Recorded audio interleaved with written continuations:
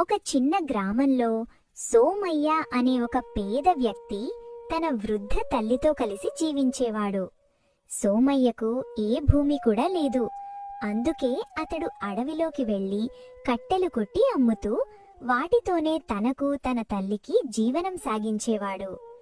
ఒకరోజు, బిడ్డా, త్వరగా బయల్దేరు, సూర్యుడు ఉదయించాడు. అడవికి వెళ్లడంలో ఆలస్యం చేస్తే సాయంత్రం వరకు కట్టెలు కొట్టి తిరిగి రావడం కష్టమవుతుంది. అవునమ్మా, ఇప్పుడే బయలుదేరుతున్నాను. నువ్వు ఏమాత్రం చింతించుకు. ఈ రోజు ఎక్కువ కట్టెలు తెచ్చి 2 రోజులకు సరిపడేలా చూసుకుంటాను. సోమయ్య తన గుడ్డలిని తీసుకుని గుడిసె నుంచి బయటికి బయలుదేరాడు. అడవి వైపు వెళ్తుండగా అకస్మాత్తుగా మార్గమధ్యంలో గ్రామపు సేఠ్ గోపాల్ అతడిని కలిశాడు. అరే సోమయ్య, ఇంత ఉదయాన్నే ఎక్కడికి వెళుతున్నావు? నమస్కారం సేఠ్ గారు, అడవికి వెళుతున్నాను. కట్టెలు కొట్టి అమ్మాలి కదా.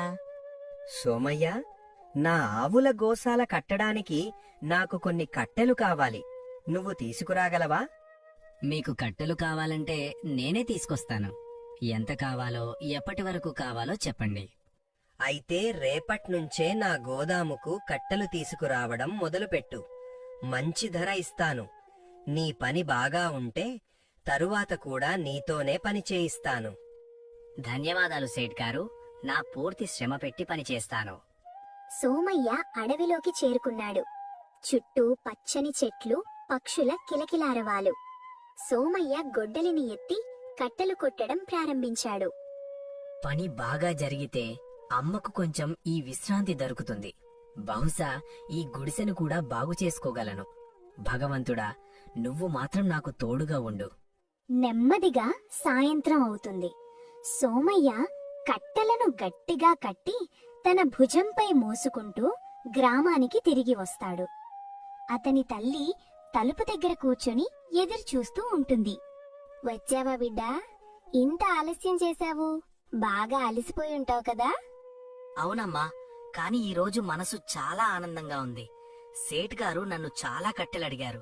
ఈ పని బాగా జరిగితే రాబోయే రోజులు మారవచ్చు. దేవుడు నీకు మంచి చెయ్యాలి బిడ్డా. నీ కష్టానికి ఫలితం తప్పకుండా వస్తుంది. తల్లి మిగిలిన సరుకులతో భోజనం సిద్ధం చేస్తుంది. తర్వాత ఇద్దరు కలిసి భోజనం చేస్తారు. అది సాయంత్రం సమయం. ఆకాశంలో నల్లని మేఘాలు కమ్ముకుంటాయి. బలమైన గాలులు వీచడం మొదలవుతుంది. అకస్మాత్తుగా వర్షం ప్రారంభమవుతుంది. గ్రామపు బాటలు బురదతో నిండిపోతాయి. గుడిసె లోపల సోమయ్య వృద్ధ తల్లి పాత మంచంపై పడుకొని ఉంది. వర్షంతో వీచిన చల్లని గాలుల కారణంగా సోమయ్య తల్లికి తీవ్రమైన జ్వరం వస్తుంది. సోమయ్య, నా తల మండిపోతుంది బిడ్డా. అరే అమ్మా, ఏమైంది? నీ శరీరమంతా కాలిపోతుంది. నువ్వు ఏమాత్రం ఆందోళన పడకు. నేను వెంటనే నీకోసం మందులు తీసుకొస్తాను. వెంటనే సోమయ్య వర్షంలోనే బయటికి పరిగెత్తాడు. భారీ వర్షంలో సోమయ్య గట్టిగా తడిసి అతని పరిస్థితి మరింత దయనీయంగా మారుతుంది. తడిసిన స్థితిలోనే అతడు సేఠ్ గోపాల్ గారి హవేలీకి చేరుకుని తలుపు తడతాడు. అంతలో తలుపు తెరుచుకుని సేఠ్ బయటికి వస్తాడు. అరే సోమయ్య, ఈ సమయానికి ఈ వర్షంలో నువ్విక్కడ ఏం చేస్తున్నావు? సేఠ్ గారు, మా అమ్మకు తీవ్రమైన జ్వరం వచ్చింది. పరిస్థితి చాలా దారుణంగా ఉంది. ఇంట్లో మందులు కూడా లేవు, సరుకులు కూడా లేవు. నాకు అత్యవసరంగా డబ్బులు కావాలి. దయచేసి కొంత డబ్బు అప్పుగా ఇవ్వండి సేఠ్ గారు.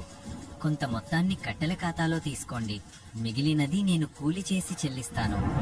సరే సోమయ్య, డబ్బులైతే ఇస్తాను, కానీ వడ్డీ ఇవ్వాలి. వడ్డీనా? సేఠ్ గారు, నేను పేదవాడిని. వడ్డీతో కలిసి డబ్బులు ఎలా తిరిగి చెల్లించగలను? అయితే విను, నేను వడ్డీ లేకుండా డబ్బులివ్వను. వడ్డీతో తీసుకుంటే తీసుకో, లేకపోతే డబ్బుల విషయం మర్చిపో. మా అమ్మ ప్రాణాల కోసమైనా మీ షరతులకు ఒప్పుకుంటాను సేఠ్ గారు. ఇదిగో కొంత డబ్బు. ఒకటి గుర్తుంచుకో సోమయ్య, వడ్డీతో సహా డబ్బులు సమయానికి చెల్లించాలి. లేదంటే నీకు తెలుసు కదా, ఆలస్యమైతే ఫలితం మంచిదుండదు అని.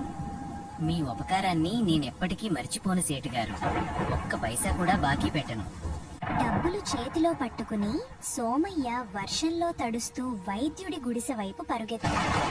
ఆ సమయంలో వైద్యుడు దీపం వెలిగించి తలుపు తెరిచాడు. అరే సోమయ్య, ఈ వర్షంలో ఇక్కడ ఏం చేస్తున్నావు? అంతా బాగానే ఉందా? వైద్యులు గారు, మా అమ్మకు తీవ్రమైన జ్వరం వచ్చింది. దయచేసి ఆమెకు కొన్ని మందులు ఇవ్వండి. సరే, కాస్త ఆగు. ఇప్పుడే ఆయుర్వేద మూలికలతో మందు సిద్ధం చేస్తాను.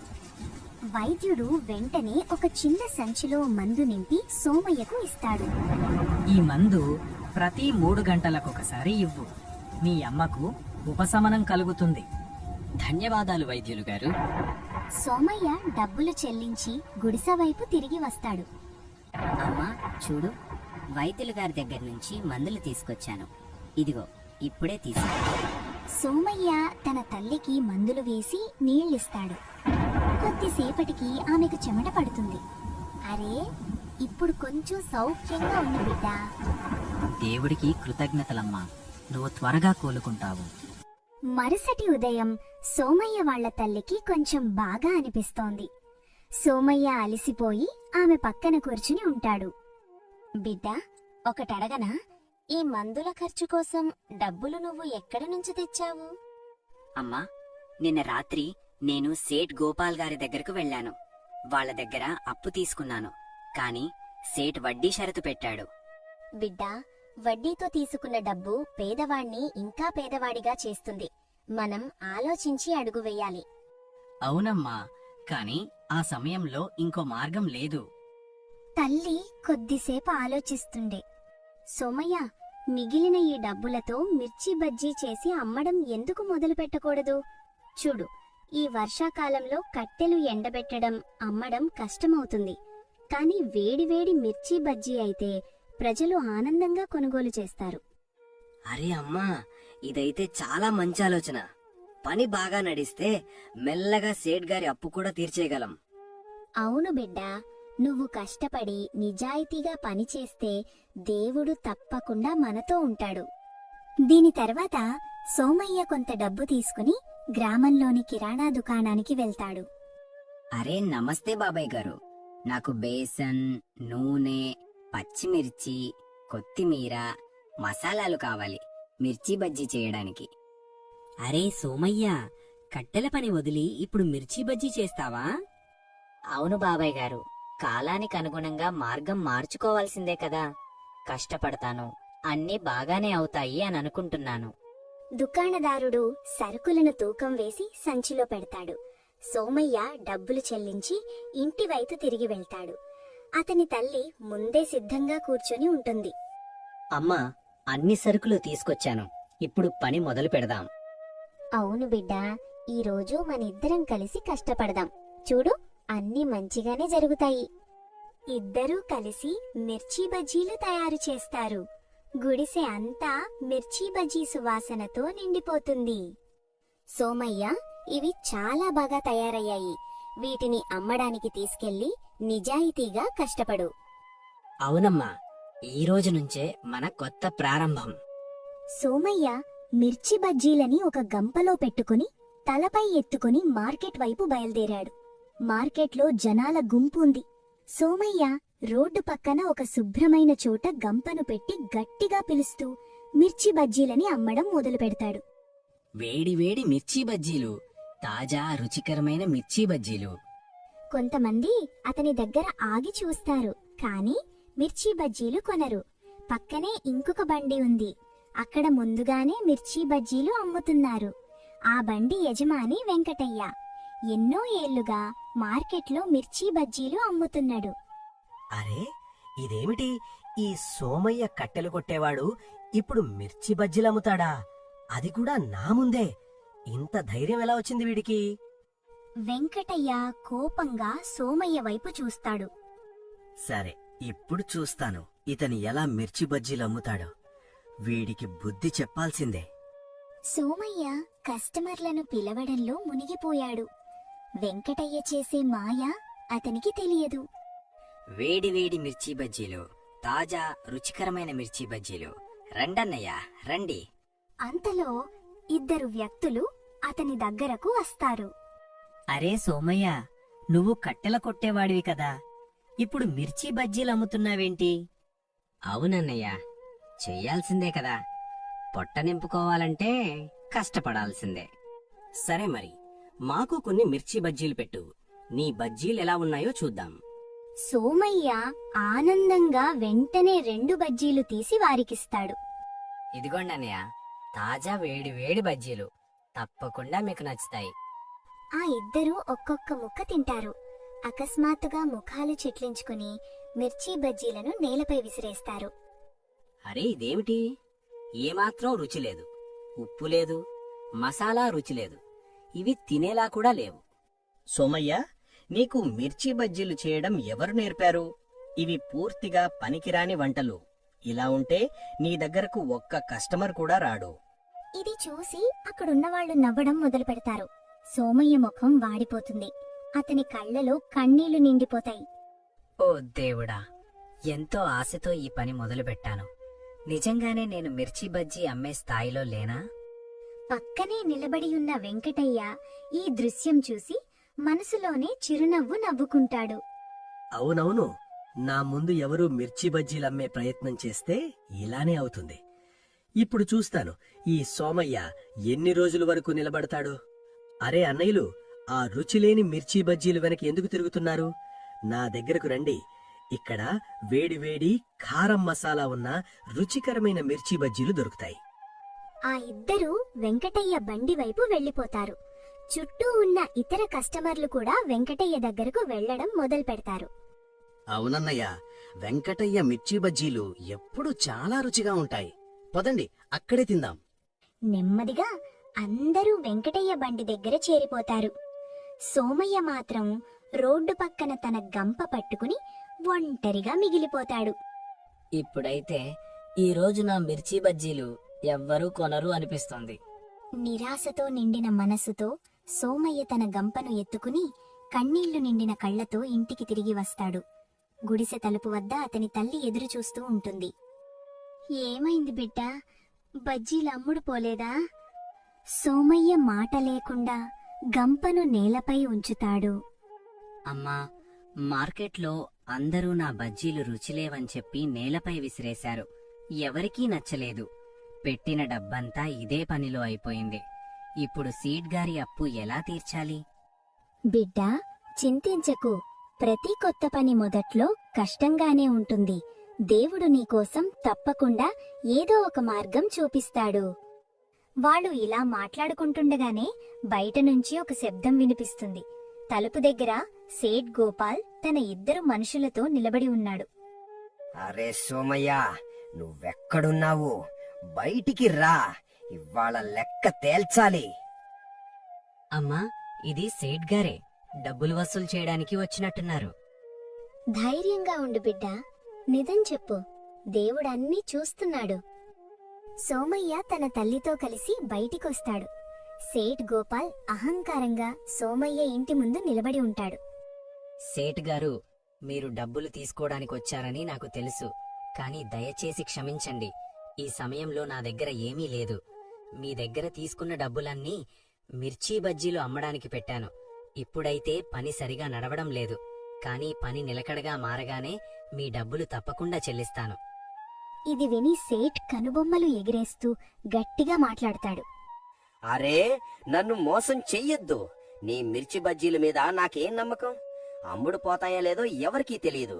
నేనిక్కడ చేతులు ముడుచుకొని ఎంతసేపు కూర్చుంటాను? నేను నీకు అప్పుగా డబ్బులిచ్చాను.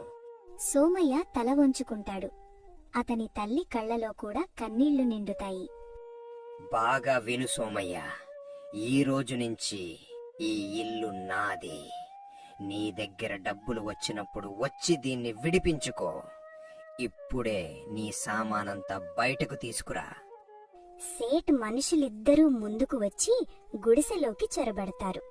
వారు పాత్రలు, బట్టలు, చాపలను ఎత్తుకుని బయటకు విసిరేయడం మొదలు పెడతారు.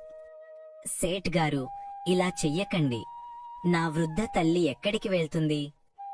బిడ్డా, సహనం ఉంచు. దేవుడు అన్నీ చూస్తున్నాడు. చుట్టుపక్కల గ్రామస్తులు ఈ దృశ్యాన్ని చూసి గుమ్మికూడతారు. కానీ సేట్ భయంతో ఎవరూ ముందుకు రారు. సోమయ్య మరియు అతని తల్లి తమ సామాన్లు తీసుకుని గ్రామం బయటకు వెళ్తారు. నడుస్తూ నడుస్తూ వారొక నది ఒడ్డుకు చేరుకుంటారు. నది తీరంలో గడ్డి చెట్లు ఉన్నాయి. బిడ్డా, ఇప్పుడు మనం ఎక్కడుంటాం? అమ్మా, దేవుడు మనతో ఉన్నంత వరకు మనం ఆకలితో దాహంతో చనిపోము. ఇక్కడే నది ఒడ్డున ఒక చిన్న గుడిసె కట్టుకుందాం. దీని తర్వాత సోమయ్య కొన్ని కట్టెలు, ఆకులు ఏరుకుంటాడు. తన తల్లి అతనికి సహాయం చేస్తుంది. నెమ్మదిగా ఇద్దరూ కలిసి ఒక చిన్న మట్టి గుడిసె నిర్మించుకుంటారు. చూడు బిడ్డా, ఇప్పుడు మనకు తలపై కప్పు ఉంది. ఎంత చిన్నదైనా సరే. అవునమ్మా, ఈ గుడిసె మనకు రాజ్మహల్ కన్నా తక్కువ కాదు. కొంతకాలం తర్వాత సోమయ్య మళ్ళీ తాను చేసిన మిర్చీ బజ్జీలను గంపలో పెట్టుకుని మార్కెట్కు వెళ్తాడు. అతని ముఖంలో ఆశ కనిపిస్తుంది. బహుశా ఈరోజైనా నా మిర్చి బజ్జీలను ఎవరొకరు కొంటారు. అతడు రోడ్డు పక్కన కూర్చుని పిలవడం మొదలు పెడతాడు.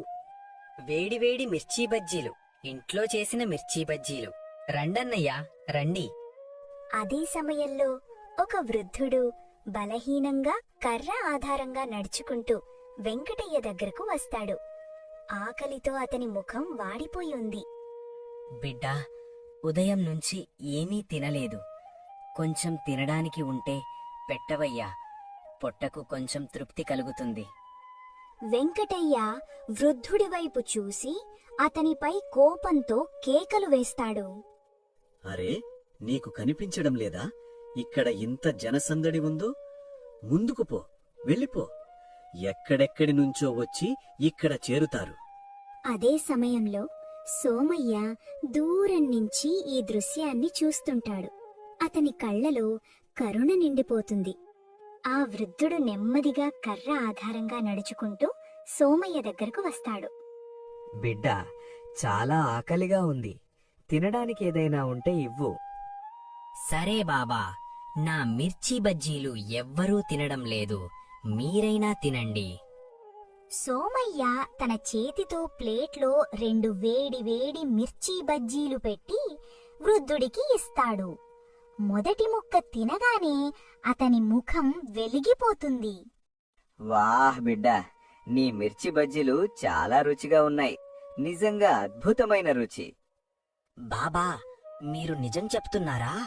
అందరూ నా మిర్చి బజ్జీలు రుచి లేవని అన్నారు కదా. అరే బిడ్డా, నేను అబద్ధం ఎందుకు చెబుతాను? నమ్మకం లేకపోతే నువ్వే తిని చూడు. సోమయ్య కొంచెం సందేహంతో గంప నుంచి ఒక మిర్చి బజ్జీని తీసుకుంటాడు. అరే, ఇది నిజంగానే చాలా రుచిగా ఉంది. ఇది ఎలా జరిగింది? సోమయ్య కళ్ళలో ఆశ్చర్యంతో పాటు ఆనందం కూడా మెరిసిపోతుంది. వృద్ధుడు చిరునవ్వుతో సోమయ్య వైపు చూస్తాడు. తరువాత తన సంచిలో చెయ్యి వేసి ఒక చిన్న పొట్లం తీసి సోమయ్యకిస్తాడు. బిడ్డా, ఇది చాలా అరుదైన ఒక ఔషధ మొక్క. దీన్ని నువ్వు నీ మిర్చి బజ్జీలలో కలిపినప్పుడల్లా వాటి రుచి ఎన్నో రెట్లు పెరుగుతుంది. కానీ గుర్తుంచుకో, ఈ మొక్కను మంచి పనులకే ఉపయోగించాలి. బాబా, మీరెవరు? నాకిదంతా ఎందుకిస్తున్నారు? వృద్ధుడు చిరునవ్వు నవ్వుతూ నెమ్మదిగా కనుమరుగవుతాడు. ఈ బాబా ఎవరు? లేక నిజంగానే దేవుడి రూపమా? సాయంత్రం అయ్యేసరికి సోమయ్య ఇంకొన్ని మిర్చి బజ్జీలు అమ్ముతాడు. అలసిపోయినా కొంచెం ఆనందంగా ఇంటికి తిరిగి వస్తాడు. అమ్మా, ఈరోజు దేవుడు అద్భుతం చేశాడు. కొన్ని మిర్చి బజ్జీలు అమ్ముడయ్యాయి. ఇంకా ఒక బాబా నాకొక ఔషధ మొక్క ఇచ్చాడు. బిడ్డా, ఆ బాబా దేవుడే పంపిన దూత అయి ఉండవచ్చు. ఆయన మాటలను తేలికగా తీసుకోకు. ఉదయం అవ్వగానే సోమయ్య గ్రామ కిరాణా దుకాణానికి చేరుకుంటాడు. బాబాయ్ గారు, ఇవి కొన్ని డబ్బులు. మిగతావి అప్పుగా వ్రాసుకోండి.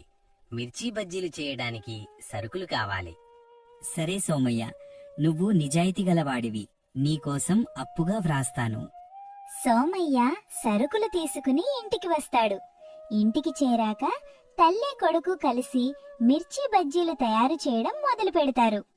సోమయ్య బాబా ఇచ్చిన ఔషధ మొక్కను తీసుకుని మసాలాలో కలుపుతాడు. ఆ మొక్క కలిసిన వెంటనే వంటగదంతా అద్భుతమైన సువాసనతో నిండిపోతుంది. అమ్మా, ఇది చాలా అద్భుతమైన సువాసన. నిజంగానే ఈ ఔషధ మొక్క మాయాజాలంలా ఉంది. బిడ్డా, ఇప్పుడు నీ మిర్చి బజ్జీలు తప్పకుండా అమ్ముడవుతాయి. సోమయ్య మిర్చి బజ్జీలను గంపలో నింపి ఆశతో నిండిన చూపులతో మార్కెట్ వైపు బయలుదేరాడు. మార్కెట్కు చేరగానే మిర్చి బజ్జీల వాసన చుట్టూ వ్యాపిస్తుంది.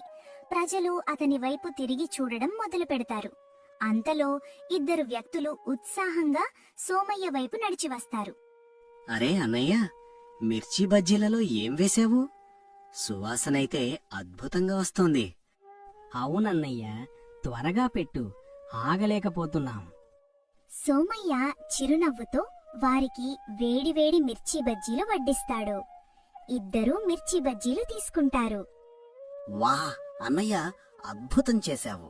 నీ మిర్చి బజ్జీలు అసలు వేరే రుచే ఉంది. ఇలాంటి రుచి మేము ఎక్కడా తినలేదు. నిజమే, ఈ మిర్చి బజ్జీలు నోట్లో వేసుకుంటే కరిగిపోతున్నాయి. అన్నయ్య, మాకింకొన్ని ప్యాక్ చేసివ్వు. నెమ్మదిగా ప్రజలు గుమ్మికూడడం మొదలవుతుంది. కొందరు సువాసనకు ఆకర్షితులై వస్తారు.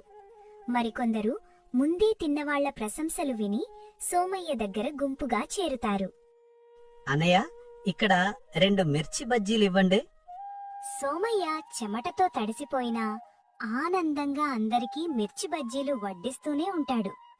సాయంత్రం అయ్యేసరికి సోమయ్య మిర్చి బజ్జీలన్నీ అమ్ముడవుతాయి. గంప ఎట్టుకొని స్వల్ప అలసటతో, హృదయంలో అపారమైన ఆనందంతో ఇంటివైపు బయలుదేరుతాడు. అమ్మా, ఈరోజు నిజంగా అద్భుతం జరిగింది. నా బజ్జీలన్నీ అమ్ముడయ్యాయి. అందరూ మళ్ళీ మళ్ళీ ప్రశంసించారు. చూశావా బిడ్డా, కష్టపడే మంచి మనసున్న వాళ్లను దేవుడు ఎప్పుడూ వదిలిపెట్టడు. తరువాతి రోజు ఉదయం సోమయ్య తెల్లవారుజామునే గంపలో మిర్చి బజ్జీలు తీసుకుని మార్కెట్టుకు చేరుకుంటాడు. బజ్జీలలో బాబా ఇచ్చిన ఔషధ మొక్కను కలుపుతాడు. కొద్దిసేపట్లోని బజ్జీల సువాసన చుట్టూ వ్యాపిస్తుంది. అరే, అదే మిర్చి బజ్జీల వాడు వచ్చాడు. త్వరగా తీసుకుందాం, లేకపోతే అయిపోతాయి. కొద్దిసేపులోనే సోమయ్య దుకాణం దగ్గర పెద్ద గుంపు ఏర్పడుతుంది. అటువైపు వెంకటయ్య కోపంతో చూస్తూ ఉంటాడు. అతని బండి దగ్గర ఒక్క కస్టమర్ కూడా ఉండడు. ఈ కట్టెల కొట్టేవాడు ఇప్పుడు మిర్చి బజ్జీలు అమ్మేవాడయ్యాడా? పైగా అందరూ ఇతని దగ్గరే మీద పడి కొనేస్తున్నారు. నాకైతే ఒక్క కస్టమర్ కోసం కేకలు వేయాల్సొస్తోంది. అసలు విషయమేమిటి? ఇతనిలో అలాంటి ప్రత్యేక నైపుణ్యమేమీ లేదు కదా. అతడు కోపంతో సోమయ్యను చూస్తూ ఉంటాడు. ఇలా రోజులు గడుస్తాయి. సోమయ్య పేరు మొత్తం గ్రామంలోనే కాకుండా చుట్టుపక్కల పట్టణాల్లో కూడా వ్యాపిస్తుంది. కొన్ని నెలల్లో సోమయ్య రోడ్డు పక్క నుండి తప్పుకొని ఒక చిన్న దుకాణం తెరుస్తాడు. సోమయ్య దుకాణం ముందు కస్టమర్ల పొడవైన వరుస ఉంటుంది. అన్నయ్య, 2 ప్లేట్లు మిర్చి బజ్జీలు ఇవ్వండి. అలాగే చట్నీ ఎక్కువగా వేయండి. సోమయ్య అందరికీ ఆనందంగా వడ్డిస్తాడు. దుకాణం ఒక మూలన కూర్చున్న అతని తల్లి గర్వంతో తన కుమారుణ్ణి చూస్తూ ఉంటుంది. కొన్ని రోజుల తర్వాత సోమయ్య సంపాదనలో పెద్ద భాగం తీసుకుని నేరుగా సేఠ్ ఇంటికి చేరుకుంటాడు. సేఠ్ తలుపు దగ్గర కూర్చుని లెక్కలు రాస్తూ ఉంటాడు. సేఠిగారు, ఇవిగో మీ మొత్తం డబ్బులు. ఇప్పుడు దయచేసి నా ఇల్లు నాకు తిరిగివ్వండి. సోమయ్య, నేను సిగ్గుపడుతున్నాను. ఆ రోజు గర్వంతో నిన్ను అన్యాయంగా వెలివేశాను. నువ్వు కష్టపడి నిజాయితీతో నీ అదృష్టాన్ని మార్చుకున్నావు. నిన్ను క్షమాపణ కోరుతున్నాను. సేఠ్ తన ఖాతా పుస్తకంలో నుంచి సోమయ్య పేరును కొట్టివేస్తాడు. వెళ్ళు, ఇప్పుడు నీ ఇల్లు నీదే. దేవుడు నీకింకా మరింత అభివృద్ధి ఇవ్వాలి. ధన్యవాదాలు సేఠ్ గారు. సోమయ్య ఇంటికి తిరిగొస్తాడు. అమ్మ కళ్ళలో కన్నీళ్లు వెల్లువెత్తుతాయి. అటువైపు వెంకటయ్య యొక్క బండి ఖాళీగా పడి ఉంది. ఇప్పుడు నా వ్యాపారం పూర్తిగా నిలిచిపోయింది. అందరూ ఆ సోమయ్య దగ్గరకే ఎందుకు వెళుతున్నారు? తప్పకుండా అతని మిర్చి బజ్జీలలో ఏదో రహస్యముంది. అదేమిటో నేను తెలుసుకోవాల్సిందే. ఒకరోజు సాయంత్రం దుకాణం మూసిన తరువాత సోమయ్య ఇంట్లో మిర్చి బజ్జీలు తయారు చేసే ఏర్పాట్లు చేస్తుంటాడు. తన చిన్న డబ్బా నుంచి బాబా ఇచ్చిన జడి నుంచి మసాలా తీసి మిర్చి బజ్జీలలో కలుపుతాడు. ఆ సమయంలో కిటికీ వెనుక దాక్కుని వెంకటయ్య అన్నీ గమనిస్తూ ఉంటాడు. ఓహో, ఇప్పుడు అర్థమైంది. ఈ జాడీలో ఉన్న మసాలా ప్రభావమే ఇది. ఇది లేకపోతే అతని మిర్చి బజ్జీలు సాధారణంగానే ఉంటాయి. ఇప్పుడు చూద్దాం సోమయ్య, నీ దుకాణం ఎలా నడుస్తుందో. రాత్రి అయిన తరువాత సోమయ్య మరియు అతని అమ్మ నిద్రపోతారు. అప్పుడు వెంకటయ్య నిశ్శబ్దంగా సోమయ్య ఇంట్లోకి వెళ్లి ఆ డబ్బాను వెతికి పట్టుకుంటాడు. దొరికింది, ఇదే ఆ జాడి. ఇప్పుడు అసలు మజా మొదలవుతుంది. రేపట్నుంచి మళ్ళీ అందరూ నా దగ్గరికే వస్తారు. ఆ డబ్బాను చేతిలో పట్టుకుని నిశ్శబ్దంగా బయటికి వెళ్ళిపోతాడు. మరుసటి ఉదయం సోమయ్య దుకాణానికి సిద్ధం చేసుకుంటూ ఉంటాడు. డబ్బా తీసుకోవడానికి అల్మారాలో చెయ్యి పెడతాడు కాని డబ్బా కనిపించదు. ఇల్లంతా వెతికినా జాడి ఎక్కడా దొరకదు. అటువైపు వెంకటయ్య తన బండి దగ్గర కూర్చుని ఉంటాడు. ఎదురుగా దొంగిలించిన అదే జాడి ఉంచి ఉంటుంది. హహా, ఇప్పుడు చూడండి, మిర్చి బజ్జీలు తయారైతే వాసన నలుమూలలా వ్యాపిస్తుంది. మళ్ళీ ప్రజలంతా నా బండిపైనే పడతారు. సోమయ్య ఆట ఇక ముగిసింది. అతడు త్వరగా మిర్చి బజ్జీలను బండిపై సర్దుతాడు. కొద్దిసేపటిలోనే మార్కెట్కు ప్రజలు రావడం మొదలవుతుంది. ఒక కస్టమర్ వెంకటయ్య బండి దగ్గర నిలబడి వాసన చూస్తాడు. అరే, ఇది ఏ వాసన? చాలా విచిత్రంగా ఉంది. వాసన అయితే సోమయ్య మిర్చి బజ్జీలలో అస్సలు లేదు. సరే, అయినా ఒకటి తిని చూద్దాం. అతను మిర్చి బజ్జీ తీసుకొని తినగానే ఉమ్మివేస్తాడు. అరే, ఇది చేదుగా రుచి లేకుండా ఉంది. ఇందులో ఏమి కలిపారు? వెంకటయ్య నుదుటిపై చెమటలు పట్టడం మొదలవుతుంది. అతడు తానే ఒక మిర్చి బజ్జీ తిని వెంటనే దగ్గడం మొదలు పెడతాడు. అరే, ఇది నిజంగా చాలా చేదుగా ఉంది. మరా సోమయ్య మిర్చి బజ్జీలు ఎలా ఇంత రుచిగా అయ్యాయి? నేను కూడా అదే జాడిలో మసాలా కలిపాను కదా. కోపంతో ఆ డబ్బాను విసిరేస్తాడు.